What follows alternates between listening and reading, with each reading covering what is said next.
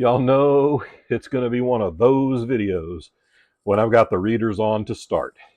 That's right, kids. We are going to talk about money. We are going to talk about how Amazon pays self-published authors. And by extension, this is also how they pay most small presses as well. So if you are looking to self-publish your book through Kindle Direct Publishing, this will explain to you how you get paid. I'm not going to go into when you get paid, 60 days after the close of the month in which you earned a royalty, because all of that is really transparently explained on Amazon's websites. You're smart people, you can go look it up. But some pieces of the royalty conversation are a little opaque, and I want to clean that up for you and explain a few misconceptions that I have heard from self-published authors over the years. So, oh yeah, right, introduction. Hi, I'm John. Welcome back to the channel if you're coming back. If it's your first time here, I'm John Hartness. I am a writer and publisher. I'm the co-founder of Falstaff Books. We're an independent press based out of Charlotte, North Carolina. Since I self-published my first book in 2009, I have published 41 to date book-length works. That's collections of short stories, collections of novellas, and novels. I've also edited, 4 or 5 anthologies and had short stories and a few dozen other anthologies. And as Falstaff Books, starting in 2016, we've published over 350 titles in science fiction, fantasy, romance, horror, mystery. That's a little bit about where we're coming from, where I've been, and why I might know a little about how the business end works. Because I live in the business. This is how I feed my family. Not YouTube, but writing and publishing books has been my sole source of income since 2015. Now, let's hop in the Wayback Machine and go back to about 2009, 2010. The Amazon Kindle is relatively new, and Amazon has just started pushing forward its Kindle Direct publishing arm to make self-publishing ebooks much easier. They are dropping the price on the Kindle every year, and they are building a catalog of ebooks that people can buy.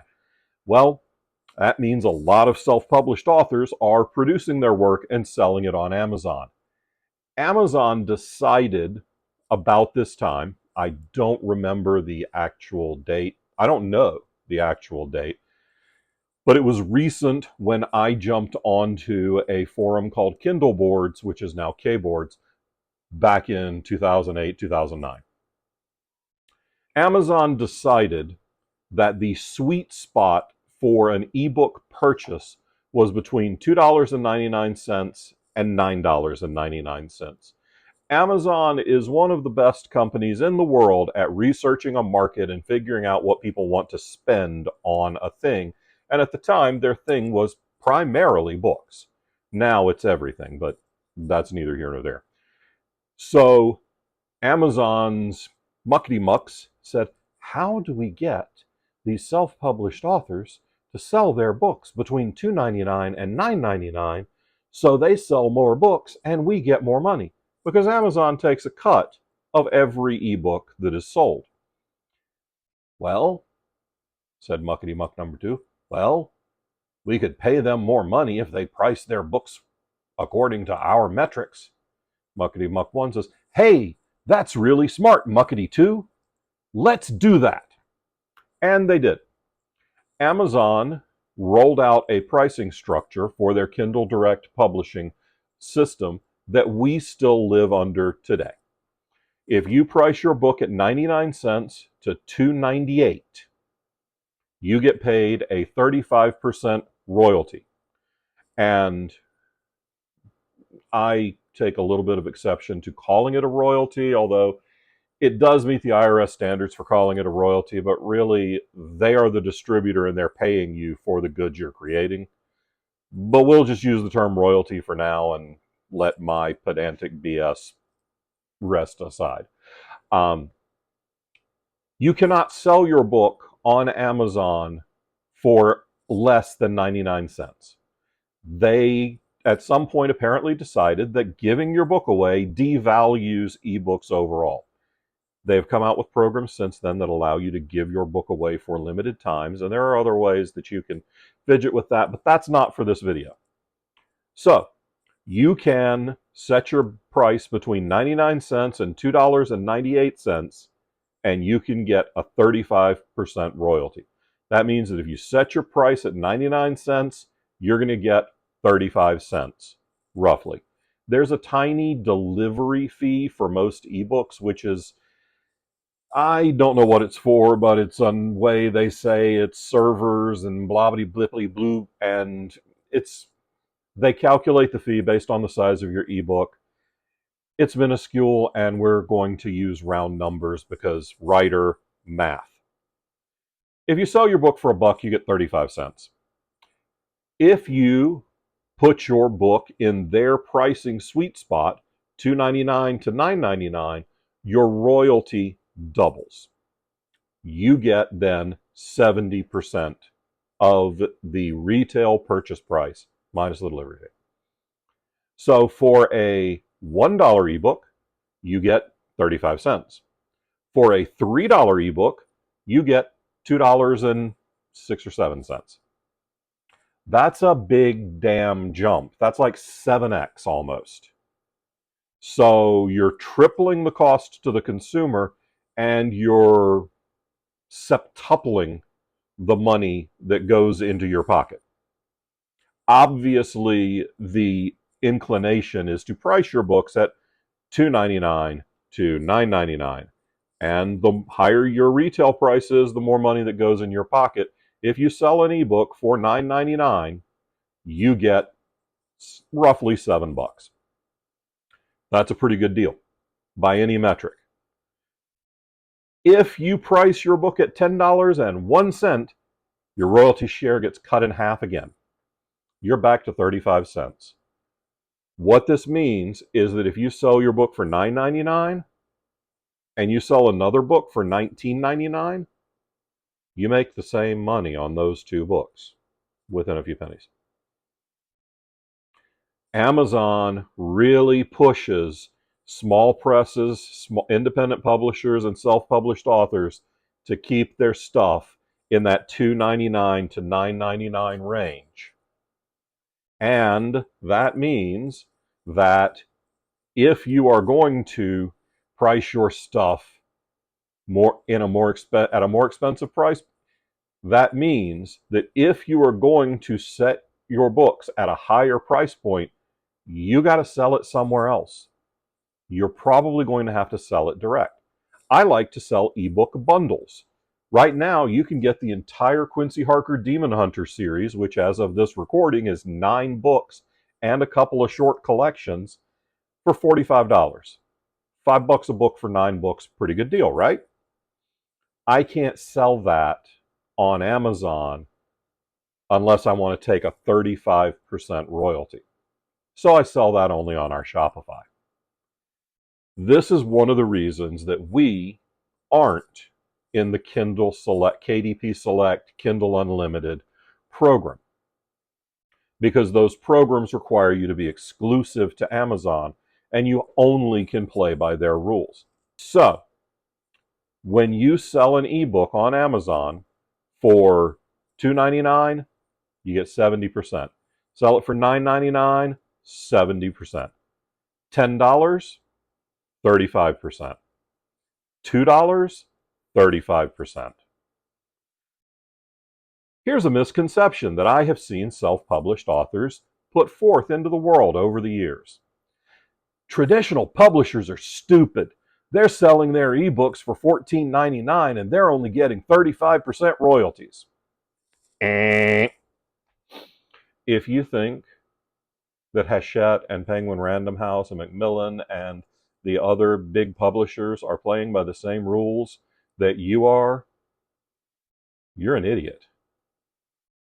Big companies don't play by the same rules that teeny tiny companies do. And you, as a self-published author, are a teeny tiny one-person company. You, as an independent publisher, might be a 7-person teeny tiny company compared to Macmillan or Hachette or whatever. They have their own deals. They have a different deal than you. I don't know what that deal is, but I know that they ain't losing half their royalties by raising their price. Also, if I asked somebody at one publisher what their deal was, it probably wouldn't be the same deal as the other publisher. So trust that they ain't working off the same deal you're working off of. Now, how does the money work in KDP Select or Kindle Unlimited? There's a little bit of voodoo and a little bit of BS. Everyone who pays a monthly subscription into Kindle Unlimited, all that money goes into a big bucket. And all of that money is divided by every page that is read that month. So let's say 60 million people pay into Kindle Unlimited that month, and 60 million pages get read, or $60 million gets paid. Let's say that $60 million gets paid into Kindle Unlimited one month, and 60 million pages get read by Kindle Unlimited subscribers that month. The numbers are very different from that, but that makes for easy math, writer. That means that every page read is $1. But wait, when Amazon says a page read, they don't mean this. That's a book, page read. They look at the word count of your book and they calculate something called a Kindle edition normalized page. I think that's what it's KENP. I think that's what it stands for. Basically, that's because you can change the font size on your Kindle, and they understood that some unscrupulous douche nozzles would just blow up the text until there's one word on a page, and your 20-page manuscript is all of a sudden 4,000 pages, and people would just click, click, click, click, click, click, click, click, click, go through the pages as fast as they could, make a pile of money, and rip Amazon off. They knew that people were going to do that, so they cut that off at the pass. That every book, if you look at it on Amazon, you can see what its KENP count is.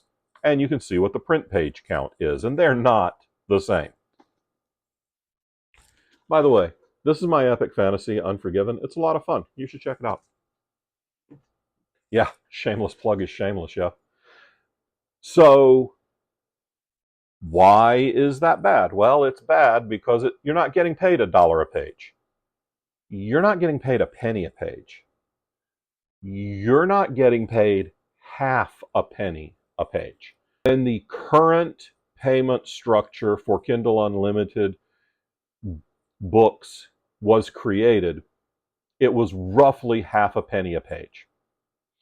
And if you had a popular series that had a lot of thick books in it, you could make bank.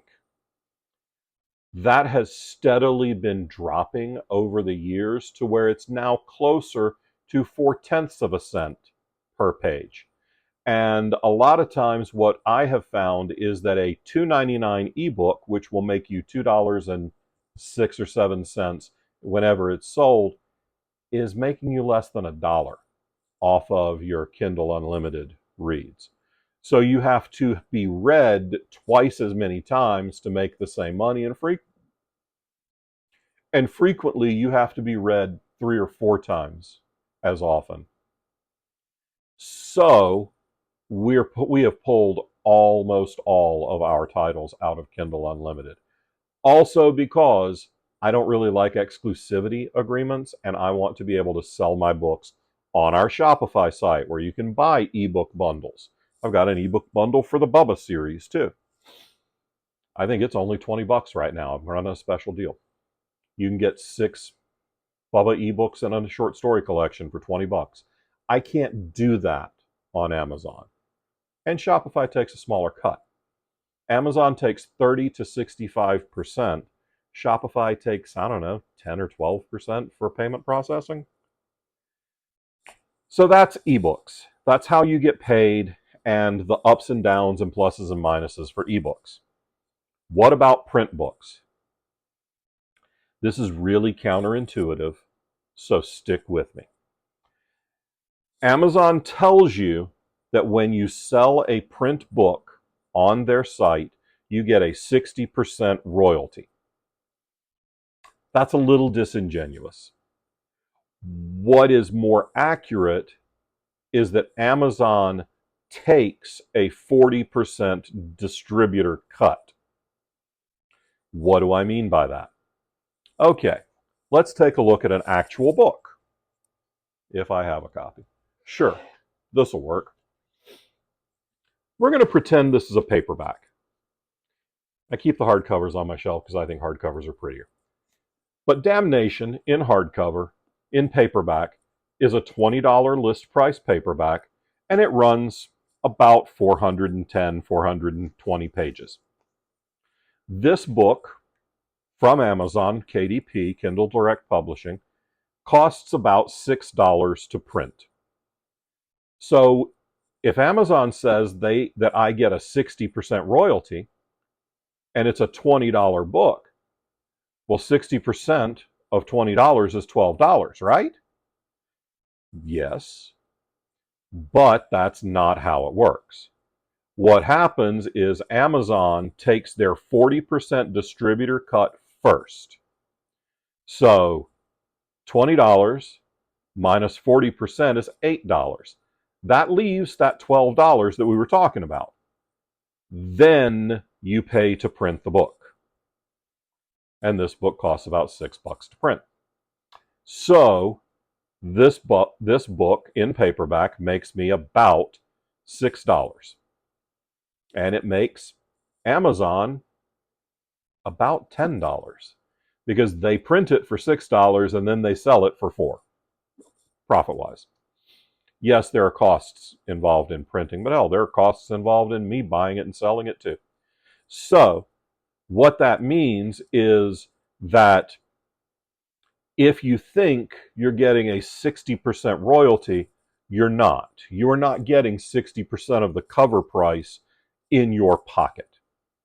When you work with a traditional publisher, for example, when we sell a print book of one of our authors, we pay them a 10% royalty. That means that if a book sells for $20, they get $2. That's how traditional publishers do their royalties on print sales. It's off of cover price typically, not off of cost. Amazon takes their distributor cut off of cover price. They don't care what it costs. So when you hear Amazon pays a 60% royalty, it's, yeah, kinda, but the calculations are a lot fuzzier and you really end up closer to 20 to 30% coming back to you. Then there's the really complicated one that I don't understand after 16 years in this business, and that's audiobooks. If you sell an audiobook through ACX, which is Amazon's audiobook self-publishing arm, and yes, you do want audiobooks of your work, it is still the fastest growing segment of the book buying market, and people who love audio. Teresa, our associate publisher who works for us at Falstaff, consumes tons of audiobooks every year because she has a job that allows her to put in headphones and do her job and listen to audiobooks all day. So she borrows a lot of audiobooks from the library. Can't really do that with ACX because they don't distribute to libraries. Sorry. But audiobook payments through ACX are almost indecipherable. If you really want to comprehend them, get your royalty statement, burn some sage, buy some pig's blood from the butcher shop, run around naked in a mushroom circle under the light of a full moon and dump a bucket of pig's blood over your head like it's a remake of Carrie. And then the drips onto your royalty statement will form a pattern that makes no more damn sense than the royalty statement anyway. There are 3 ways that Amazon pays you for audiobooks. You get paid one price for when an Audible member buys the book with a credit. That's the lowest chunk that you get paid. You get paid a slightly larger chunk when an Audible member buys an audiobook not using a credit. And the grail is when a non-Audible member buys the audiobook at full price and you get a larger chunk. I have yet to be able to figure out what those percentages really are, but it usually boils down to about $2 to $3 per audiobook sold. And that's if you're working on a royalty share. If you have paid for production and you are getting all of the money, double that. So the total nut is $2 to $3 per audiobook sold if you're splitting those royalties with a narrator or producer. If you pay for it out of pocket ahead of time, it's $4 to $6. That means that if you have, let's say, Damnation, that we talked about earlier, roughly 120,000 words, 9,000 words per finished hour, about a 14-hour audiobook. Let's say I got a narrator to do that for me for $300 per finished hour. 14 hours times 3 is $4,200. I did that all in my head, y'all. I'm pretty proud of myself. I can handle basic math. Look, I'm a product of the South Carolina public education system. Being able to handle basic math is not a given. So if you pay $4,200 to produce your audiobook and you're getting $4 per audiobook, that means you have to sell over 1,000 of them to make back your money. And yes, you still want audio. But you can find some excellent narrators in Audible's royalty share program. I'm on a royalty share with my narrator for the Bubba the Monster Hunter series because we've been on that deal for over a decade and we're both very happy with the deal. So that's a quick rundown on how the money works when you publish with Amazon's Kindle Direct publishing system. I'm sure there are questions because I just went over 16 years of learning in 24 minutes. So leave your questions down in the comments. I'll do my very best to respond to all of them. If you have made it this far, you might as well subscribe and ring the little bell to get notified. And every time I say something brilliant on the internet, you'll get a notification.